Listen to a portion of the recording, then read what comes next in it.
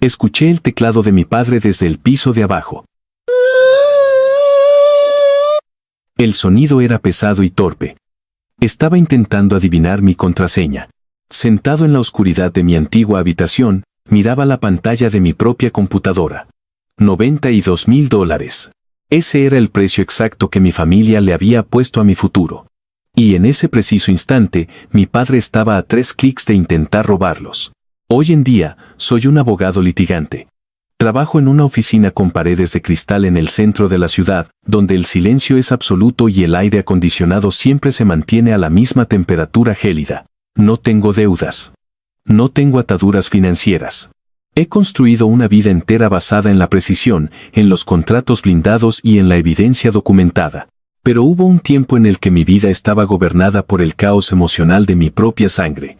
Un tiempo en el que el amor era simplemente una herramienta para la extorsión. En mi familia, la lealtad tóxica era la única moneda de cambio aceptada. Establecer un límite personal o financiero no era visto como un acto de madurez. Era considerado alta traición. Todo se remonta a septiembre del año 2017. Llevaba exactamente 3 semanas en la escuela de Derecho. El ambiente en la facultad era sofocante, diseñado específicamente para quebrar tu espíritu antes de enseñarte a pensar como un abogado. Pasaba 14 horas al día en la biblioteca, rodeado de gruesos libros de jurisprudencia que olían a papel viejo y a desesperación. El método socrático era una tortura psicológica diaria. Los profesores te humillaban en público frente a cientos de estudiantes si no conocías el precedente exacto de un caso dictado hace 100 años. El síndrome del impostor me respiraba en la nuca cada vez que abría un código civil. Sentía que en cualquier momento alguien descubriría que yo no pertenecía a ese lugar. Pero, por primera vez en mi vida, estaba construyendo algo que era exclusivamente mío. Nadie en mi familia entendía lo que costaba estar allí, ni el peso del sacrificio.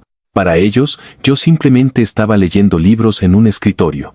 Era un martes por la tarde. Estaba subrayando un fallo complejo sobre contratos fiduciarios cuando mi teléfono vibró sobre la mesa de madera de la biblioteca. La pantalla se iluminó con un mensaje de texto de mi madre, Camila. El mensaje decía que viniera a casa a cenar, que había un asunto familiar importante. Leí esas palabras 3 veces seguidas. En una familia hispana de Coral Gables, un asunto familiar importante nunca significa buenas noticias. No es una invitación casual para compartir el pan, es una citación judicial envuelta en culpa materna. Sabía exactamente lo que significaba ese tono imperativo. Alguien había cometido un error catastrófico y se esperaba que yo absorbiera el impacto financiero. Guardé mis libros en la mochila con movimientos mecánicos. Caminé hacia el estacionamiento bajo el calor húmedo y opresivo del final del verano en Miami. Subí a mi auto, un sedán viejo y desgastado que había comprado con mis propios ahorros de trabajos de medio tiempo. En el asiento del copiloto descansaba una carpeta de color azul marino.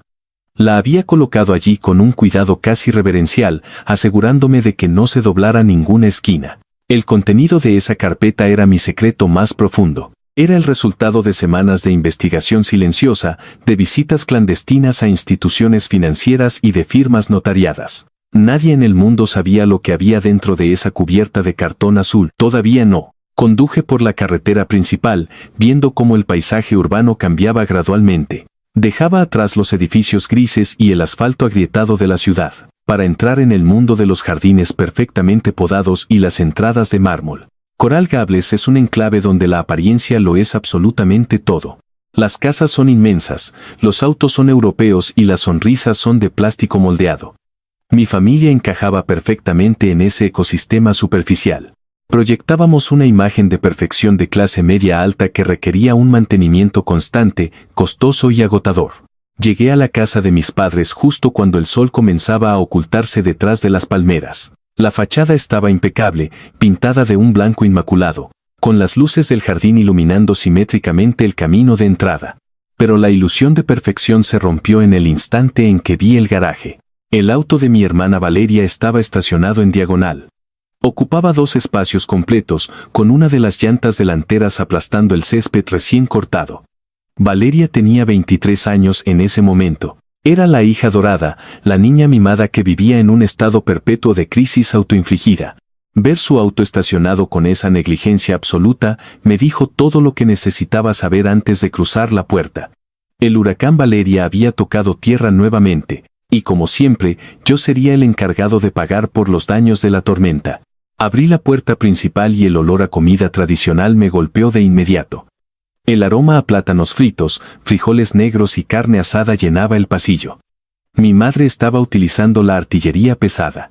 En nuestra cultura, una comida elaborada de esta magnitud no es un acto de servicio desinteresado. Es un soborno anticipado. Es la anestesia emocional que te administran justo antes de amputarte una extremidad.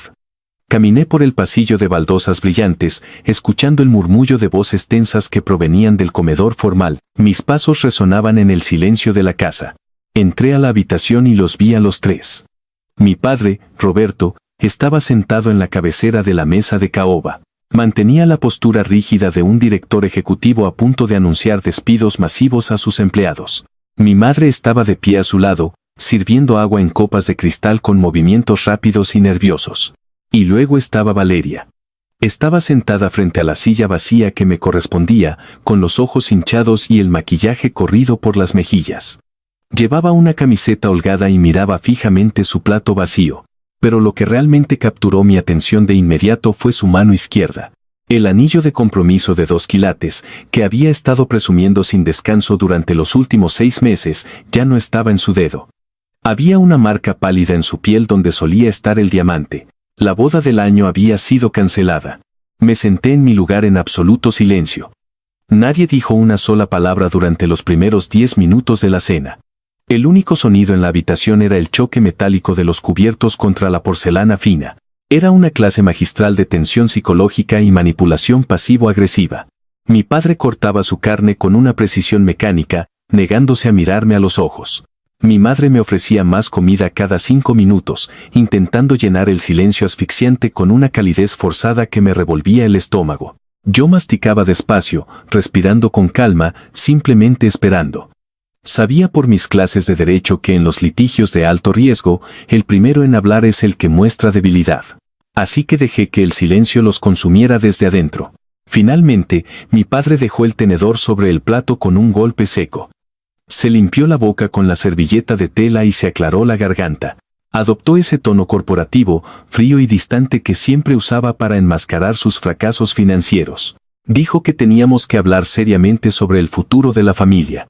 Dijo que la familia era la institución más sagrada que existía, y que en tiempos de crisis extrema, todos debíamos remar en la misma dirección sin hacer preguntas.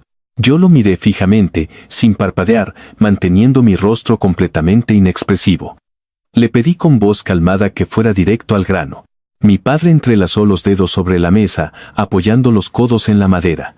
Me miró con una expresión que intentaba ser severa y autoritaria, pero que solo lograba revelar su inmensa arrogancia. Dijo que el prometido de Valeria la había abandonado esa misma mañana. Dijo que Valeria estaba embarazada de 6 semanas. Y luego, sin cambiar el tono de voz, como si estuviera pidiendo que le pasaran la sal, dictó la sentencia final. Dijo que iban a liquidar mi fondo de educación. Los $92,000 que mi abuela, doña Beatriz, había dejado en una cuenta fiduciaria exclusivamente para mi futuro profesional.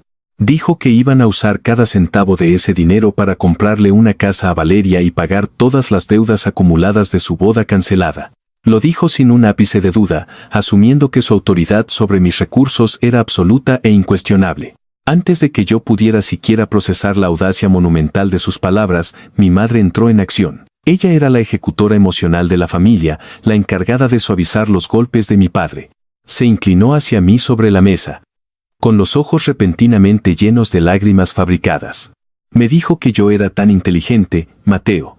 Me dijo que yo siempre sacaba las mejores notas, que yo podía pedir préstamos estudiantiles en el banco, que yo siempre encontraba la manera de salir adelante solo. Su voz era un susurro venenoso disfrazado de amor maternal incondicional. Dijo que la familia se sacrifica por la familia.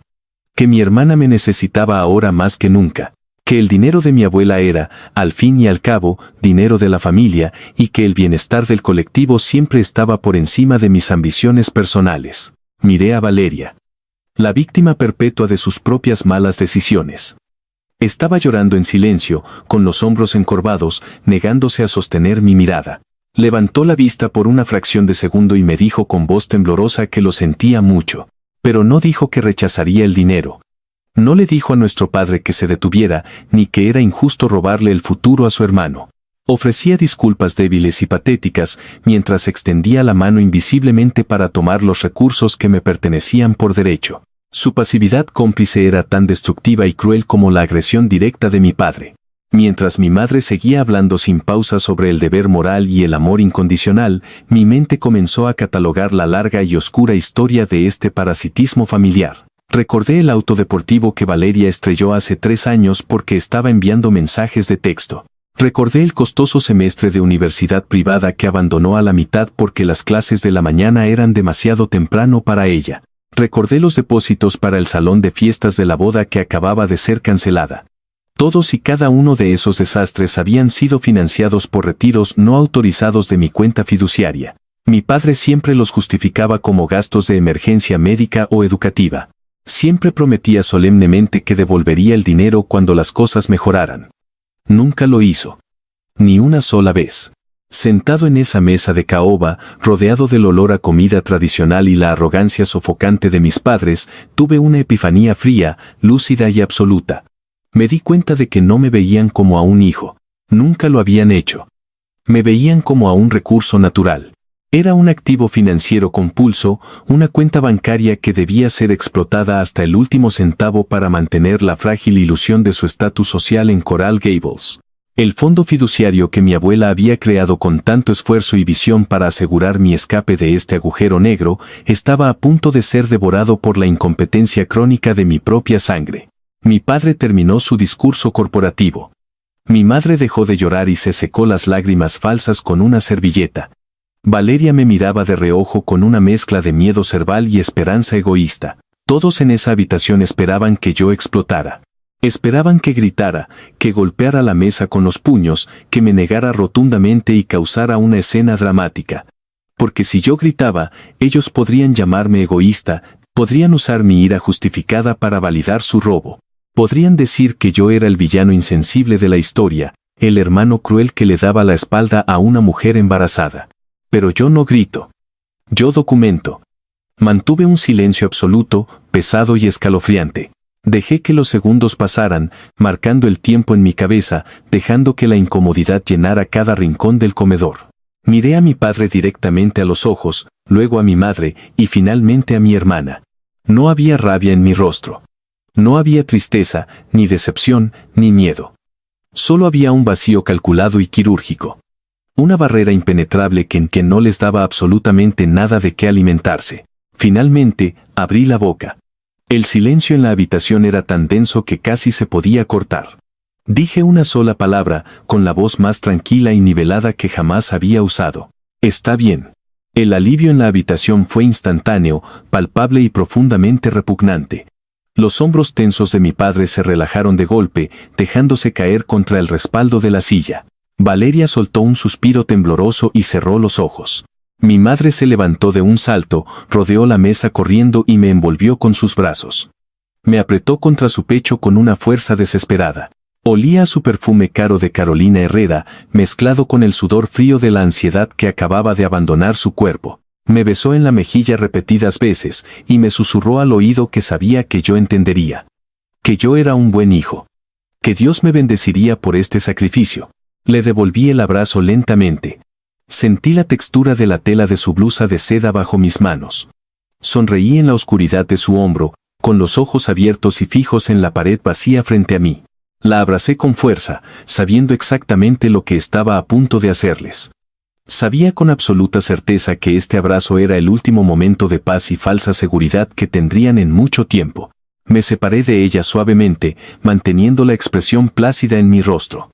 Dije que estaba muy cansado por el largo viaje desde la facultad y que necesitaba estudiar para un examen importante. Me levanté de la mesa, tomé mi mochila del suelo y caminé hacia las escaleras. Sentía sus miradas clavadas en mi espalda. Eran miradas de victoria, de complacencia y de alivio. Creían genuinamente que me habían doblegado con su teatro emocional. Creían que los $92,000 ya estaban seguros en sus cuentas bancarias. Subí los escalones de madera, uno por uno, sin hacer ruido. Entré a mi antigua habitación de la infancia y cerré la puerta detrás de mí. Giré el seguro de metal con un clic definitivo que resonó en la habitación a oscuras. Subí los escalones de madera, uno por uno, sin hacer ruido. Entré a mi antigua habitación de la infancia y cerré la puerta detrás de mí. Giré el seguro de metal con un clic definitivo que resonó en la habitación a oscuras. Saqué mi computadora portátil de la mochila y la abrí sobre el escritorio. A su lado, coloqué la carpeta azul marino, acariciando la cubierta de cartón. La pantalla iluminó mi rostro con un resplandor pálido. Me quedé inmóvil en la silla, respirando despacio, esperando en la penumbra. Esperando el inevitable sonido de mi padre encendiendo la computadora en su oficina de la planta baja. Susurré hacia la pantalla brillante, sabiendo que la trampa ya estaba cerrada y que no había forma de escapar. El contenido de esa carpeta azul marino no era producto de la casualidad. Era el resultado de 5 semanas de una meticulosa y silenciosa cacería. Todo había comenzado a principios de agosto, durante mis primeros días en la Facultad de Derecho. En ese entonces, mi vida se dividía entre el terror absoluto a fracasar en las clases y la presión asfixiante de mantener las apariencias frente a mi familia. Pasaba mis días en la biblioteca de la universidad, un edificio imponente de piedra gris donde el aire siempre olía a café rancio y a ansiedad pura. Fue en una de esas mesas de roble macizo donde conocí a Diego. Él no encajaba en el molde típico de los estudiantes de derecho de nuestra generación. No venía de una familia de abogados, no manejaba un auto europeo pagado por sus padres y no pasaba los fines de semana en clubes de campo. Diego era un estudiante becado que había crecido en un barrio difícil al norte de la ciudad. Tenía una mirada afilada, una inteligencia callejera que no se podía enseñar en las aulas y una capacidad asombrosa para detectar las debilidades en cualquier sistema. Nos hicimos amigos casi de inmediato, unidos por el agotamiento y por la sensación compartida de ser intrusos en un mundo de privilegios. Una tarde, mientras revisábamos casos de derecho de propiedad, el cansancio me venció. Cerré mi libro de texto con frustración y, por primera vez, dejé caer mi máscara de perfección. Le confesé a Diego la verdad sobre mi situación financiera. Le hablé del fondo fiduciario que mi abuela, doña Beatriz, había dejado a mi nombre. Le expliqué cómo mi padre controlaba esa cuenta con puño de hierro, negándose a darme acceso, utilizando el dinero como una correa para mantener mi obediencia. Le conté sobre las amenazas constantes de cortar mis fondos si no asistía a las cenas familiares o si cuestionaba sus decisiones. Diego me escuchó en silencio, girando un bolígrafo entre sus dedos. No me ofreció consuelo vacío ni me dijo que las familias son complicadas. En lugar de eso, me miró fijamente y me hizo una pregunta muy simple. Me preguntó cuántos años tenía exactamente. Le respondí que había cumplido 21 años hacía un par de meses. Diego dejó el bolígrafo sobre la mesa, se inclinó hacia adelante y me preguntó bajo qué ley específica se había establecido ese fondo fiduciario. Le dije que no estaba seguro, pero que recordaba haber visto unas siglas en un documento viejo. Ley Uniforme de Transferencias a Menores. Diego sonrió. Fue una sonrisa fría, carente de humor, la sonrisa de un abogado que acaba de encontrar la falla fatal en el argumento de su oponente. Me explicó con una claridad brutal cómo funcionaba esa ley en el estado de Florida. Me dijo que, bajo esa legislación específica, la custodia de los fondos no dura para siempre. Me explicó que el custodio, en este caso mi padre, tenía la obligación fiduciaria de administrar el dinero en beneficio exclusivo del menor. Pero lo más importante, lo que hizo que el aire abandonara mis pulmones, fue la revelación final de Diego. Me dijo que, al cumplir los 21 años, la custodia legal de mi padre se había evaporado automáticamente. Por ley, el dinero ya no estaba bajo su control. Era mío. Total, absoluta y legalmente mío. Esa misma noche, no pude dormir. La información que Diego me había dado daba vueltas en mi cabeza como un enjambre de avispas. Si lo que decía era cierto, mi padre había estado operando bajo una ilusión de poder durante meses. Pero conocer la ley no era suficiente. Tenía que ejecutarla. A la mañana siguiente, falté a mi primera clase de contratos. Me puse mi único traje presentable, un conjunto gris oscuro que había comprado en una tienda de descuentos, y conduje hasta el distrito financiero. Estacioné frente a la sucursal principal del banco donde mi abuela había abierto la cuenta original. El interior del edificio era un templo dedicado al dinero. Pisos de mármol pulido, techos altos y un silencio reverencial roto solo por el sonido de los teclados y los teléfonos. Me acerqué al escritorio de un gerente de cuentas, un hombre mayor con gafas de montura metálica que me miró con una mezcla de aburrimiento y cortesía profesional. Me senté frente a él y le dije que venía a tomar control de mi cuenta fiduciaria. El gerente suspiró, como si estuviera acostumbrado a lidiar con jóvenes impacientes. Me pidió mi identificación y el número de cuenta. Le entregué mi licencia de conducir y un papel doblado donde había anotado los números. El hombre tecleó la información en su computadora. Su expresión de aburrimiento desapareció lentamente, reemplazada por un ceño fruncido. Me informó, con un tono condescendiente, que la cuenta estaba bajo la custodia exclusiva de Roberto, mi padre. Me dijo que no podía hacer ningún cambio sin la presencia física y la firma del custodio. Fue en ese momento cuando abrí mi maletín. Saqué una copia certificada de mi certificado de nacimiento.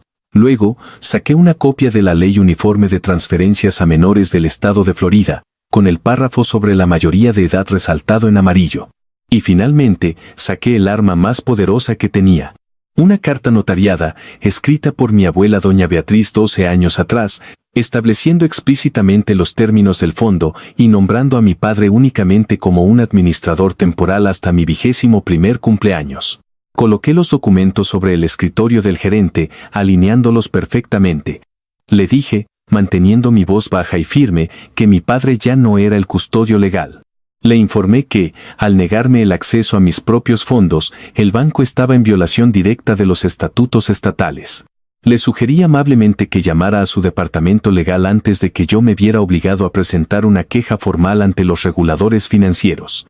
El gerente tragó saliva, miró los documentos, luego me miró a mí, y levantó el teléfono. La espera duró 45 minutos. Fueron los 45 minutos más largos de mi vida. Me quedé sentado en esa silla de cuero, sintiendo el sudor frío en mi espalda, rezando para que mi interpretación de la ley fuera correcta. Finalmente, el gerente colgó el teléfono. Su actitud había cambiado por completo. Ya no había condescendencia, solo una eficiencia nerviosa. Me pidió que firmara 3 formularios diferentes. Mientras mi bolígrafo se deslizaba sobre el papel, escuché el sonido de su teclado. Estaba borrando el nombre de mi padre del sistema. Estaba cortando las cadenas financieras que me habían atado a mi familia durante toda mi vida.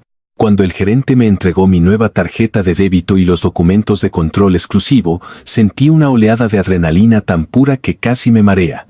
Salí del banco caminando con la espalda recta, respirando el aire caliente de Miami como si fuera la primera vez que mis pulmones funcionaban correctamente. Pero la victoria duró muy poco.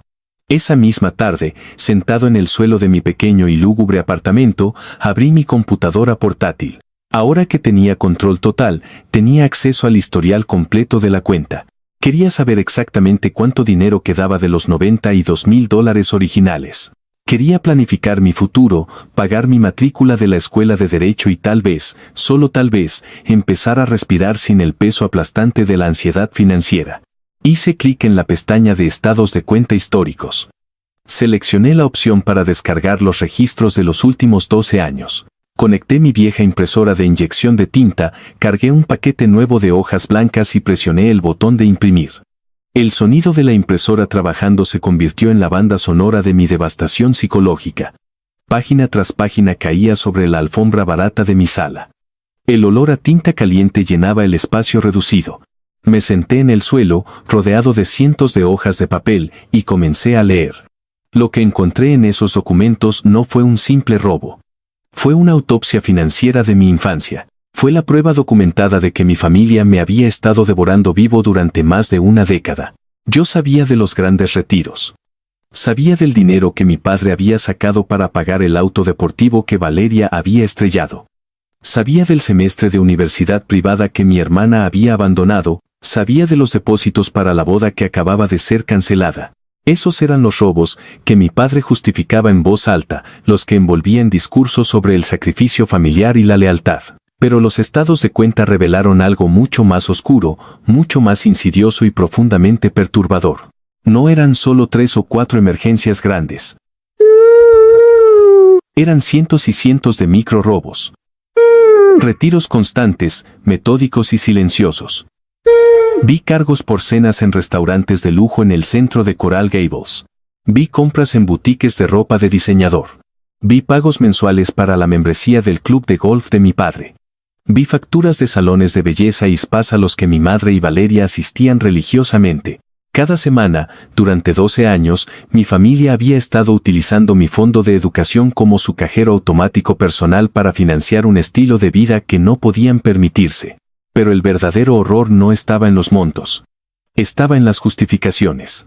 Para poder retirar dinero de una cuenta fiduciaria sin levantar sospechas en el banco, el custodio debe declarar el propósito del retiro. Al lado de cada cargo por ropa de diseñador, mi padre había escrito la palabra uniformes.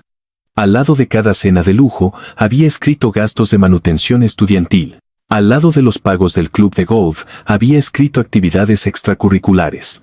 Mi padre no solo me estaba robando. Estaba falsificando registros financieros, estaba cometiendo fraude. La magnitud de la traición me golpeó con la fuerza física de un accidente automovilístico. Me quedé tirado en el suelo de mi apartamento, rodeado de papeles, sintiendo que el aire se volvía espeso y difícil de respirar. Lloré. Lloré con una intensidad cruda y silenciosa, apretando los puños contra la alfombra hasta que me dolieron los nudillos. Lloré por el niño que pensaba que sus padres lo amaban. Lloré por las veces que me dijeron que no había dinero para comprarme libros nuevos, mientras ellos usaban mi herencia para beber vino caro. Lloré hasta que sentí que algo dentro de mi pecho se rompía definitivamente. Y cuando ese algo se rompió, el dolor desapareció.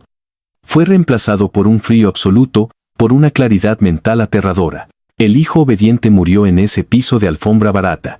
El abogado litigante nació en su lugar. Me levanté del suelo. Fui al baño, me lavé la cara con agua helada y me miré en el espejo. Mis ojos estaban rojos, pero mi expresión era de piedra. Regresé a la sala, tomé un marcador rojo y comencé a trabajar. Pasé las siguientes 3 semanas auditando a mi propia familia. Fui línea por línea, mes por mes, año por año. Sumé cada retiro fraudulento, clasifiqué cada gasto falso. Pero no me detuve ahí.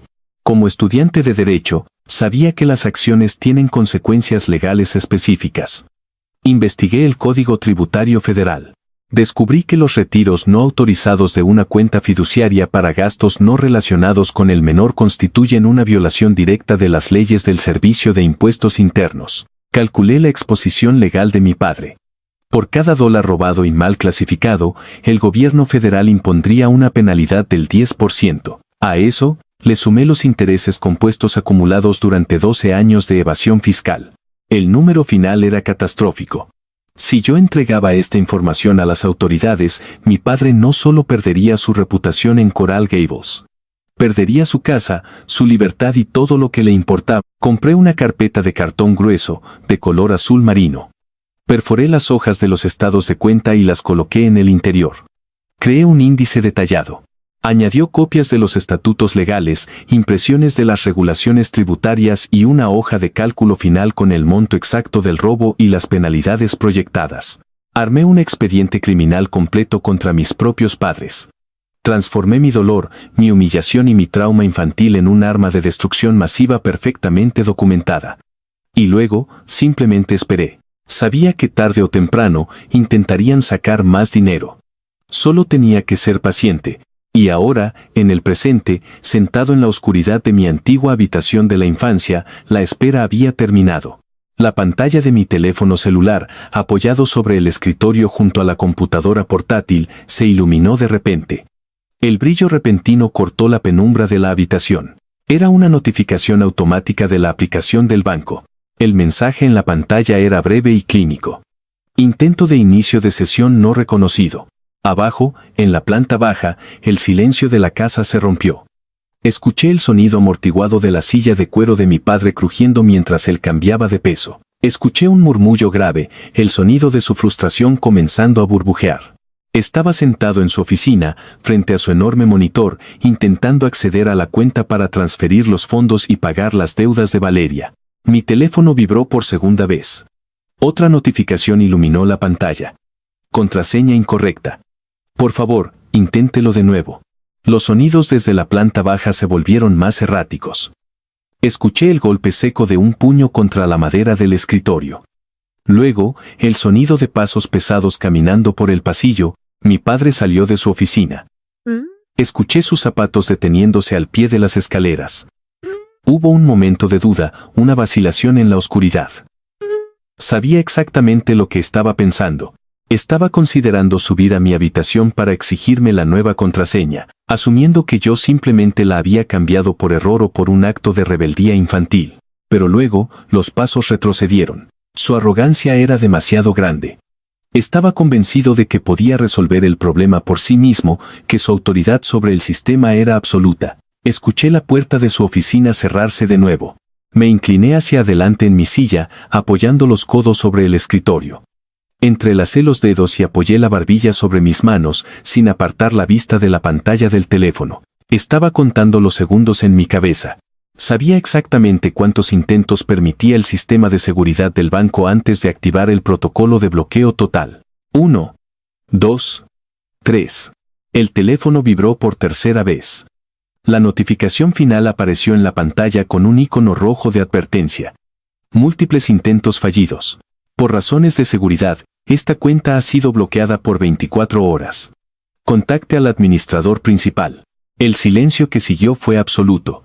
Duró apenas 3 segundos, pero se sintió como una eternidad. Fue el silencio que precede a una detonación, y entonces, la explosión ocurrió. Un golpe ensordecedor resonó en la planta baja. Mi padre había barrido el teclado y el ratón de su escritorio, estrellándolos contra la pared. El sonido del plástico rompiéndose hizo eco por toda la casa. Inmediatamente después, escuché su voz. No era su tono corporativo y controlado. No era la voz del patriarca respetado de Coral Gables. Era un rugido gutural, cargado de furia ciega y pánico absoluto. Gritó mi nombre. Mateo. El grito vibró en las tablas del suelo bajo mis pies. Escuché la silla del comedor raspar violentamente contra las baldosas. Mi madre y Valeria debían haberse levantado de un salto, aterrorizadas por el estallido repentino. Escuché los pasos pesados y furiosos de mi padre cruzando el pasillo a zancadas largas. Llegó al pie de las escaleras y volvió a gritar mi nombre, esta vez con una exigencia violenta que exigía sumisión inmediata. Me levanté de la silla lentamente. No sentía miedo. Mi ritmo cardíaco estaba perfectamente nivelado. Tomé la carpeta azul marino del escritorio, sintiendo el peso reconfortante del papel y la evidencia entre mis manos. Caminé hacia la puerta de mi habitación, giré el seguro de metal y abrí la puerta. La luz del pasillo me cegó por un instante. Caminé hacia el borde de las escaleras y miré hacia abajo. Mi padre estaba de pie en el primer escalón. Su rostro estaba rojo, congestionado por la ira. Las venas de su cuello estaban marcadas. Respiraba con dificultad, con los puños apretados a los costados. Detrás de él, en el umbral del pasillo, estaban mi madre y Valeria. Mi madre tenía las manos sobre la boca, con los ojos muy abiertos por la confusión y el miedo. Valeria se abrazaba a sí misma, encogiéndose contra la pared como si intentara desaparecer. Mi padre levantó la vista y me clavó una mirada cargada de veneno. Exigió saber, con la voz temblando de rabia, qué demonios le pasaba a la computadora. Exigió saber por qué el banco le estaba denegando el acceso a la cuenta familiar. Me ordenó, no me pidió, me ordenó que bajara inmediatamente y le diera la contraseña correcta antes de que perdiera la paciencia por completo. Comencé a descender los escalones. Un paso a la vez. Lento, deliberado, sin apartar la mirada de sus ojos. No bajé como un hijo asustado que va a recibir un castigo. Bajé como un juez que entra a la sala del tribunal para dictar una sentencia irrevocable. Me detuve a 3 escalones de distancia, manteniéndome físicamente por encima de él. La diferencia de altura lo obligaba a mirar hacia arriba, rompiendo su postura de dominación. Le respondí con una voz tan fría y calmada que pareció absorber todo el calor de la habitación. Le dije que la computadora funcionaba perfectamente. Le dije que el problema no era la contraseña. El problema era que él ya no tenía autorización legal para acceder a esos fondos. Mi padre parpadeó, confundido por un segundo. La furia en su rostro fue reemplazada brevemente por la incomprensión. Dio un paso hacia arriba y me preguntó de qué estupidez estaba hablando. Dijo que él era el custodio, que él era mi padre, y que yo no tenía el poder para bloquearlo de nada. Lo miré con absoluta piedad. Le informé que, según la ley del estado de Florida, su custodia había terminado el día que cumplí 21 años. Le dije que había ido al banco hace 5 semanas, que había presentado la carta notariada de mi abuela. y que había transferido la propiedad total y exclusiva de la cuenta a mi nombre. Le dije, mirándolo directamente a los ojos, que el dinero era mío, que siempre había sido mío, y que él nunca volvería a tocar un solo centavo. El impacto de mis palabras lo golpeó físicamente. Retrocedió un paso, tropezando levemente en el escalón. Su boca se abrió, pero no salió ningún sonido. La ilusión de su poder absoluto se estaba desmoronando frente a sus propios ojos. Fue entonces cuando mi madre intervino. Salió de su estado de shock y corrió hacia las escaleras, empujando suavemente a mi padre a un lado. Su rostro estaba contorsionado por una mezcla de indignación y desesperación. Me miró con lágrimas reales esta vez. Me acusó de haber planeado esto a sus espaldas. Me preguntó cómo podía ser tan calculador, tan frío con mi propia sangre. Dijo que yo había estado sentado en la mesa del comedor, comiendo su comida, abrazándola, sabiendo todo el tiempo que los había traicionado. Me llamó egoísta. Me llamó un mal hijo. No levanté la voz. No me defendí de sus insultos emocionales. Simplemente la miré y la corregí con una precisión quirúrgica. Le dije que yo no los había traicionado. Le dije que simplemente me había protegido. Levanté la carpeta azul marino y la sostuve en el aire entre nosotros. El silencio regresó a la casa, pesado y asfixiante. Le dije a mi padre que sabía exactamente lo que había estado haciendo durante los últimos 12 años. Le dije que tenía los registros impresos de cada cena, de cada viaje al spa, de cada pago del club de golf. La cara de mi padre pasó del rojo intenso a un blanco ceniciento. El pánico real, el terror primitivo de un hombre que sabe que ha sido descubierto, reemplazó a la ira. Continué hablando, sin piedad. Le expliqué que sabía cómo había falsificado los registros bancarios. Le expliqué que clasificar gastos personales como gastos educativos en una cuenta fiduciaria era fraude fiscal.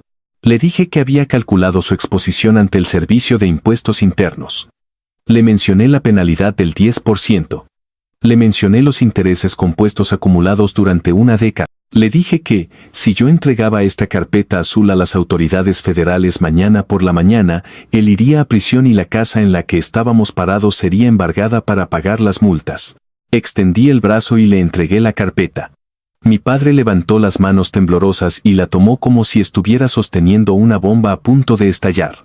El peso del cartón y el papel pareció hundir sus hombros. Lo miré por última vez. Le dije que no iba a pagar la casa de Valeria. Le dije que no iba a pagar las deudas de su boda cancelada. Le dije que los $92,000 originales se habían reducido a menos de $50,000, y que yo iba a usar cada centavo restante para pagar mi escuela de derecho y asegurarme de no volver a depender de ellos jamás. Le advertí que, si alguna vez volvía a intentar acceder a mis cuentas o si intentaba tomar represalias de cualquier forma, la carpeta azul llegaría a las autoridades antes del mediodía. Nadie dijo nada. Mi padre miraba el suelo. Mi madre lloraba en silencio, cubriéndose el rostro con las manos. Valeria estaba paralizada contra la pared, finalmente comprendiendo la magnitud del daño que su pasividad había causado. Había establecido un dominio absoluto. La jerarquía familiar había sido destruida y reconstruida en el espacio de 5 minutos. Bajé los últimos escalones, pasando por el lado de mi padre sin rozarlo. Caminé por el pasillo de baldosas brillantes, abrí la puerta principal y salí a la noche húmeda de Miami. Caminé hacia mi auto viejo, abrí la puerta y me senté al volante. Encendí el motor y encendí las luces. Miré la casa inmaculada por el espejo retrovisor mientras me alejaba por la calle perfectamente pavimentada. Esa verdadera vida no se construyó de la noche a la mañana. Requirió 8 años de una disciplina implacable, de un aislamiento voluntario y de una concentración absoluta. Durante esos 8 años, me dediqué a erradicar cualquier rastro de vulnerabilidad en mi existencia. Terminé la escuela de Derecho entre los mejores de mi clase. Aprobé el examen del Colegio de Abogados en mi primer intento. Fui reclutado por una de las firmas de litigios civiles más prestigiosas del Distrito Financiero de Miami. Me convertí en un abogado implacable, especializado en desarmar contratos complejos y en destruir argumentos emocionales con evidencia irrefutable. A mis 29 años, mi vida era un ecosistema perfectamente controlado. Trabajaba en una oficina con paredes de cristal en el piso 40 de un rascacielos, con vistas a la bahía de Biscayne. Mi apartamento era un espacio minimalista, silencioso y ordenado. No tenía deudas estudiantiles, no tenía préstamos personales y, lo más importante, no tenía obligaciones familiares. Había perfeccionado un concepto psicológico que yo llamaba distancia funcional. En la cultura hispana, cortar lazos por completo con tu familia a menudo genera un drama interminable. Te conviertes en el villano de cada conversación, en el objetivo de campañas de difamación entre tíos, primos y conocidos de la comunidad. Para evitar ese desgaste de energía, elegí un camino mucho más frío y calculador. Me convertí en un fantasma educado. Respondía a los mensajes de texto de mi madre en los días festivos con una sola palabra. Enviaba arreglos florales genéricos el Día de la Madre. Nunca bloqueé sus números de teléfono, pero nunca contestaba las llamadas en el primer intento. Les permití saber que yo existía, que era inmensamente exitoso, pero que estaba absoluta y permanentemente fuera de su alcance. Ellos no tenían acceso a mi dirección residencial. No conocían el nombre de mi firma de abogados, no sabían quiénes eran mis amigos ni con quién compartía mi tiempo. Había construido una fortaleza de cristal alrededor de mi vida, y ellos estaban obligados a mirar desde afuera, sabiendo que nunca más podrían entrar. Era un martes por la mañana a mediados de diciembre. El invierno en Miami apenas se sentía como una ligera brisa fresca que despejaba la humedad del aire. Estaba sentado en mi oficina, revisando un expediente de 300 páginas para un arbitraje corporativo. El silencio de la habitación solo era interrumpido por el sonido de mi pluma marcando líneas en el papel. De repente, la pantalla de mi teléfono celular se iluminó sobre el escritorio de caoba. Miré de reojo, esperando ver el nombre de un cliente o de un socio de la firma, pero el nombre que apareció en la pantalla me hizo detener la pluma en el aire. Era Camila. Mi madre. Hacía casi 3 años que no recibía una llamada telefónica directa de ella. Nuestra comunicación se había reducido exclusivamente a mensajes de texto esporádicos. Dejé la pluma sobre el escritorio. Observé la pantalla brillar en silencio, contando los tonos en mi cabeza. Podía dejar que la llamada se fuera al buzón de voz. Era lo más sencillo, pero mi instinto de litigante me dijo que algo había cambiado. Las personas que operan bajo el orgullo tóxico no rompen sus propios patrones a menos que la estructura de su realidad esté colapsando. Deslicé el dedo por la pantalla y acerqué el teléfono a mi oído. No dije hola. No pregunté cómo estaba, simplemente pronuncié su nombre con un tono completamente neutral. La voz que respondió al otro lado de la línea me tomó por sorpresa. No era la voz cálida, manipuladora y teatral que había conocido toda mi vida. No había rastros de esa autoridad materna que solía usar para exigir obediencia. Era una voz delgada, frágil y profundamente derrotada. Sonaba como una mujer que había envejecido 2 décadas en el espacio de 8 años. Me dijo mi nombre en un susurro tembloroso. Hubo una pausa larga, llena de estática y de una respiración irregular. Y luego, pronunció 4 palabras que cambiaron el curso de nuestra Guerra Fría. Dijo que necesitaban hablar. No me preguntó si yo tenía tiempo. No me ordenó que fuera a la casa en Coral Gables. Lo dijo como una súplica, como alguien que ha agotado todas sus opciones y finalmente se rinde ante la evidencia. Mi mente procesó la solicitud en fracciones de segundo. Si me negaba, les daría el poder de decir que yo era el obstáculo para la reconciliación. Si aceptaba ir a su territorio, les daría la ventaja psicológica del entorno. Así que dicté mis propios términos. Le dije que tenía exactamente 45 minutos libres el jueves por la tarde. Le di la dirección de una cafetería muy concurrida en el centro de la ciudad, a 2 cuadras de mi oficina. Era un lugar lleno de ejecutivos, ruido de máquinas de café y conversaciones en voz alta. Era el terreno neutral perfecto.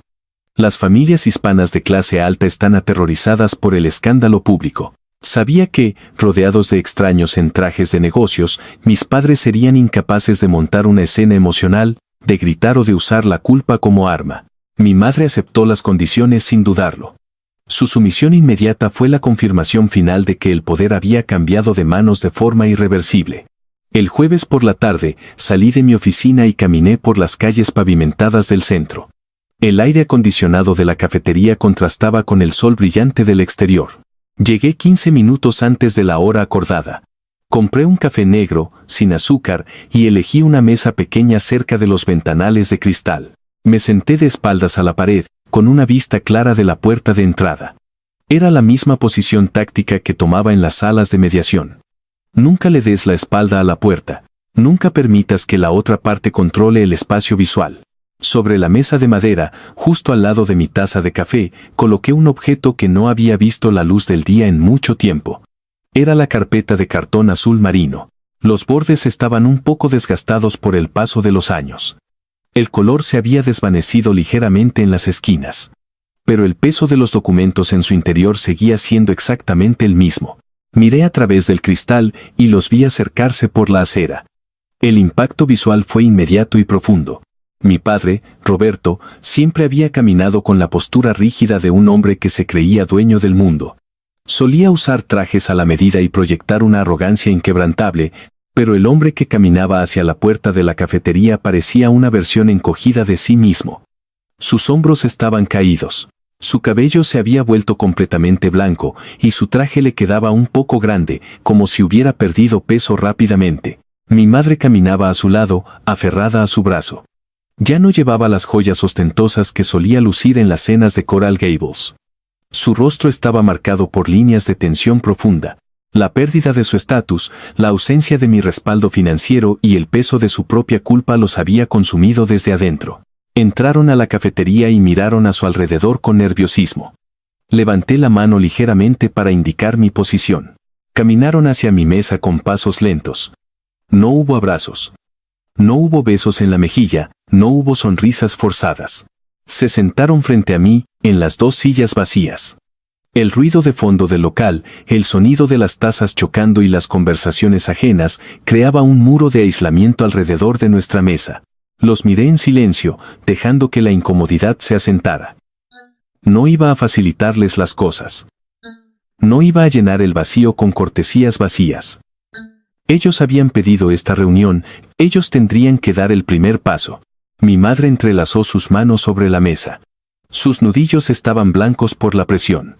Me miró a los ojos, y, por primera vez en mi vida, vi una vergüenza genuina en su expresión. Me dijo que lo sentía. Dijo que habían cometido errores terribles. Dijo que el orgullo los había cegado y que habían destruido a la familia por intentar mantener una imagen que no era real. Sus palabras eran correctas, pero yo no estaba allí para escuchar disculpas genéricas. Las disculpas sin responsabilidad específica son solo otra forma de manipulación. Giré mi rostro hacia mi padre. Él estaba mirando fijamente la carpeta azul marino sobre la mesa. Sabía exactamente lo que era. El recuerdo de esa noche en las escaleras todavía estaba grabado en su memoria. Mi padre se aclaró la garganta. Su voz era áspera, carente de la resonancia autoritaria de antaño. Me dijo que había pasado los últimos 8 años pensando en lo que hizo. Dijo que había revisado sus propios registros. Dijo que quería arreglar las cosas, que quería limpiar su conciencia. Y entonces, cometió su último error táctico. Dijo que reconocía haber tomado $33,000 de mi cuenta fiduciaria. Dijo que estaba dispuesto a reconocer esa deuda. Mantuve mi rostro completamente inexpresivo.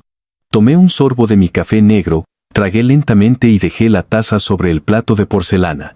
Me incliné hacia adelante, apoyando los antebrazos sobre la mesa, acercándome a ellos. Mi voz fue apenas un susurro, pero cortó el ruido de la cafetería con la precisión de un bisturí. Lo corregí de inmediato. Le dije que la cifra no era $33,000. Le dije que la cifra exacta era $46,850. El rostro de mi padre palideció. Mi madre cerró los ojos y dejó escapar un pequeño suspiro de dolor. No les permití desviar la mirada. Les expliqué, con un tono clínico y desapasionado, de dónde provenía esa diferencia. Les recordé los cientos de micro-robos. Les hablé de las cenas en los restaurantes de lujo que clasificaron como gastos de manutención. Les hablé de los pagos del club de golf que disfrazaron como actividades extracurriculares. Les hablé de las visitas al spa y de la ropa de diseñador que compraron con el dinero que mi abuela había ahorrado para mi educación. Les dije que yo no era un niño al que podían engañar con números redondos. Les dije que yo era un abogado, y que la evidencia no miente, no olvida y no perdona. La exactitud de mi conocimiento los destrozó por completo. La ilusión de que podían controlar la narrativa, de que podían minimizar su culpa, se hizo añicos sobre la mesa de madera. Mi padre bajó la cabeza. Sus hombros temblaban levemente. El patriarca intocable de Coral Gables estaba llorando en silencio en medio de una cafetería llena de extraños. En ese momento, la campanilla de la puerta de entrada sonó. Giré la cabeza y vi a mi hermana, Valeria, entrando al local. No venía sola. Sostenía de la mano a una niña pequeña, de unos 7 años, con el cabello oscuro recogido en 2 trenzas. Era Lucía. Mi sobrina, la niña que había nacido en medio del caos de aquella boda cancelada. Valeria se acercó a la mesa. Ya no era la chica mimada y caótica que estacionaba su auto sobre el césped. Llevaba ropa sencilla, de trabajo. Su rostro mostraba el cansancio de una madre soltera que había tenido que enfrentarse al mundo real sin el respaldo financiero que solía robarme. Se detuvo junto a la mesa. Lucía se escondió tímidamente detrás de las piernas de su madre, mirándome con ojos grandes y curiosos. Valeria me miró. No había resentimiento en su rostro, solo una profunda resignación. Me dijo que había leído un artículo. Un ensayo legal que yo había publicado en una revista de derecho civil hacía un año. El artículo trataba sobre los abusos fiduciarios bajo la Ley Uniforme de Transferencias a Menores. Valeria me dijo que, al leer mis palabras, finalmente había comprendido la magnitud de lo que me habían hecho. Dijo que durante años se había convencido a sí misma de que el dinero era de la familia, de que todos compartían los recursos. Pero al leer la ley, al ver la fría realidad de los estatutos, se dio cuenta de que no había sido un sacrificio familiar. Había sido un robo sistemático. Me pidió perdón. Y esta vez, a diferencia de aquella noche en el comedor hace 8 años, su disculpa fue real. No estaba pidiendo dinero, no estaba buscando que yo la salvara, simplemente estaba asumiendo su responsabilidad. Asentí con la cabeza lentamente, reconociendo sus palabras, pero manteniendo mis barreras intactas. Fue entonces cuando mi padre hizo su último movimiento. Metió la mano en el bolsillo interior de su chaqueta y sacó una chequera de cuero negro. Tomó un bolígrafo de oro, el mismo bolígrafo que solía usar para firmar los retiros fraudulentos, y lo destapó con manos temblorosas. Me miró con los ojos enrojecidos y me dijo que quería devolverme el dinero. Dijo que habían vendido la casa en Coral Gables. Dijo que se habían mudado a un apartamento más pequeño en las afueras de la ciudad. Dijo que quería emitir un cheque por los $46,850 en ese mismo instante. Quería comprar su absolución. Quería pagar la deuda para poder volver a ser una familia. Levanté la mano y detuve su bolígrafo antes de que tocara el papel. Lo miré con una calma absoluta. Una paz aplastante que provenía de saber que yo había ganado la guerra mucho antes de que ellos se dieran cuenta de que estaban perdiendo. Le dije que guardara su chequera. Le dije que yo ganaba una fortuna. Le expliqué que era dueño de mi propia casa, que mis inversiones estaban aseguradas y que mi carrera estaba en la cima. Le dije, con una voz desprovista de cualquier ira o resentimiento, que yo no necesitaba su dinero. Las palabras flotaron en el aire, pesadas y definitivas. Mi padre me miró con confusión, sin entender cómo alguien podía rechazar una restitución financiera. Le expliqué la realidad de nuestra situación. Le dije que aceptar su dinero significaría aceptar que la herida se había cerrado. Significaría que él había comprado su redención y que ahora yo le debía mi tiempo, mi presencia y mi lealtad. Le dije que eso nunca iba a suceder. Le dije que necesitaba que entendieran, de una vez por todas, que nuestra relación existía única y exclusivamente bajo mis propios términos. Les dije que no habría cenas de domingo. No habría vacaciones familiares.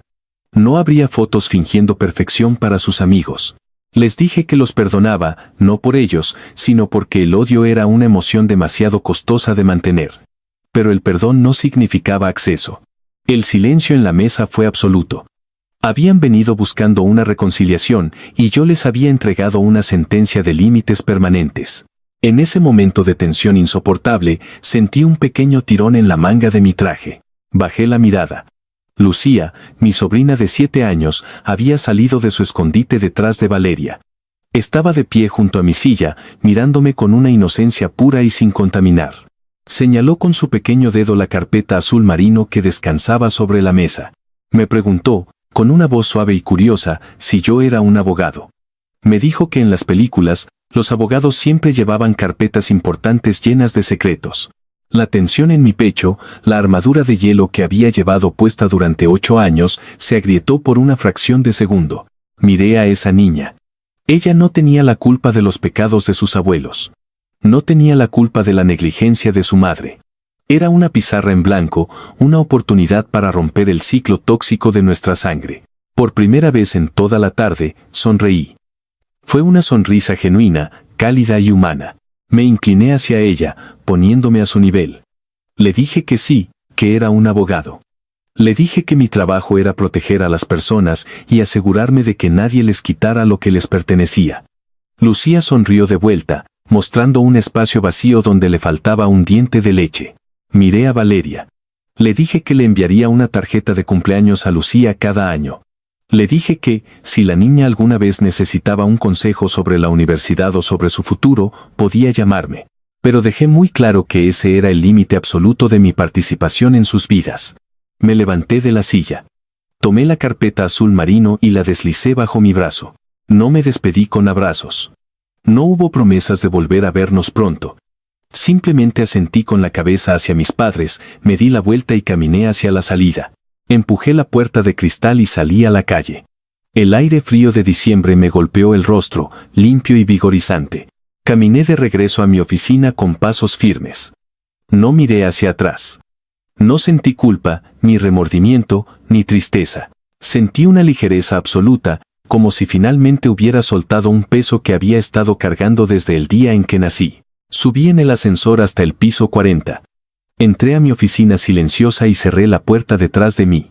Caminé hacia la pared detrás de mi escritorio.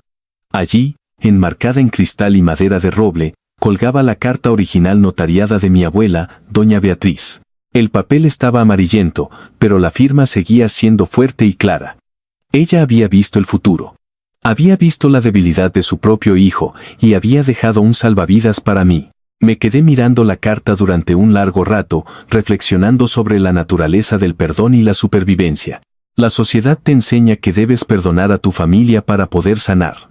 Te dicen que la sangre es más espesa que el agua y que debes esperar a que los que te lastimaron se arrepientan para poder seguir adelante. Pero la verdad es mucho más fría y mucho más liberadora.